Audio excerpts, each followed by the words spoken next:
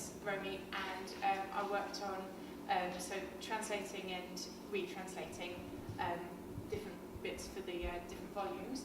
And first I'm going to talk about translating Brecht on theatre, the section that runs from 1918 to 1933.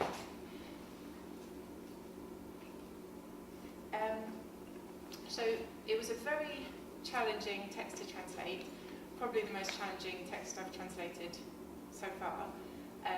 And I'm just going to focus on four main difficulties with the text and illustrate with a couple of examples. Terminology was quite a big challenge. So Brecht, of course, often discusses or references philosophical and political ideas. So as a translator, you need to be aware of any standard English translations of kind of terms from those areas. Obviously it's helpful to be able to consult with Steve about some of those things, because obviously Brecht is referencing a huge number of different ideas. And also with specifically Brechtian terms, you need to think about whether there's already a standard translation in English that everybody already works with, or whether the translation needs to be rethought, like Steve was talking about with Fremdung.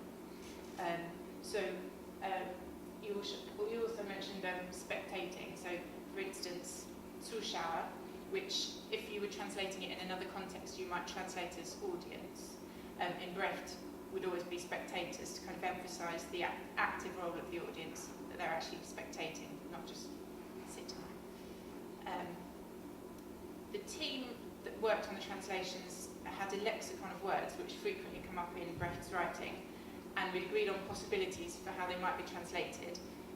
But a lot of other terms came up that weren't in the lexicon, or that weren't in any dictionary that I could find, which was because Brecht was coining quite a lot of new words.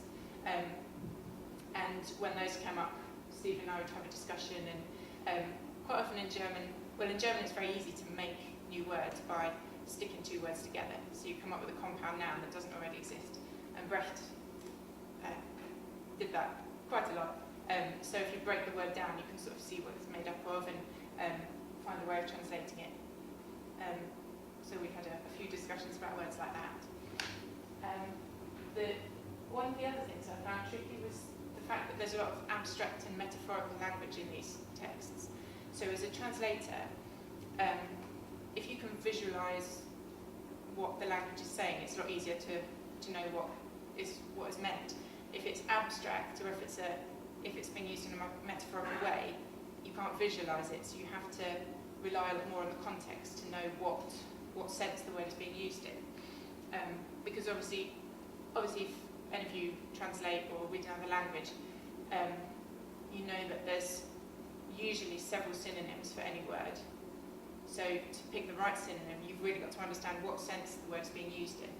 And if it's abstract, that can be quite tricky. So you rely a lot on the context of the text, on the context of Brecht's work as a whole, and asking Steve for advice. And syntax was another challenge in these texts, because Brecht, I'm going to show you an example in a minute, Brecht uses some very long and convoluted sentences, almost as if sometimes he's working out a thought in writing. Which is quite possible because these are his earlier writings, and so he's kind of still experimenting with ideas and theories, and sort of perhaps working out what he's trying to say. So some of the sentences are absolute beasts. So this is the German is in bold at the top. That's one sentence, and it's and also if you know German, you'll know that German is difficult to understand anyway, because the verb is at the end, so you have to read the whole sentence before you know what's going on. So this is quite typical of what you find. So as a translator, you have to understand it, and then you have to make it make it make sense in English and be readable to some extent. The temptation can be to simplify the syntax, but if you give in to that temptation, you might lose some of the nuances that are going on and finer shades of meaning. And also you wouldn't be giving a true representation of Brecht's writing style, which is, you know, like this. So you have to reproduce the structures, for the most part, that Brecht is using to give a faithful representation. So this was the translation that we've got. I've broken it down into 2 sentences, whereas in the German it's 1, just to make it a little bit easier to follow. But I've tried to, you can see the first sentence I've used is still very long, so it still kind of represents what's going on in the German. Yeah, literally translated that sentence. It's very, very convoluted. And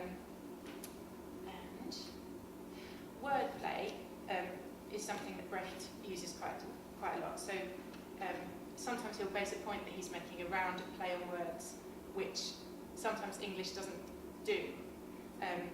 And so when that happens, you feel as though something's being lost in translation. Sometimes it's inevitable, because if you tried to stick to the wordplay, it might sound a bit strange and stilted, and you might be losing some of the meaning. So sometimes you have to lose the wordplay. So here it's kind of a play on the verb greifen, which means kind of to grasp. So you've got begreifen, treffer, and eingreifen. So he's kind of playing on this verb, which in English you can't use grasp in all of those contexts. So eingreifen I've got us to act upon, and you can't. It was very tricky. I wanted to try and keep the wordplay, but in this instance I didn't manage to. Although sometimes you can, because English and German are quite close. So sometimes they do the same things. So yeah.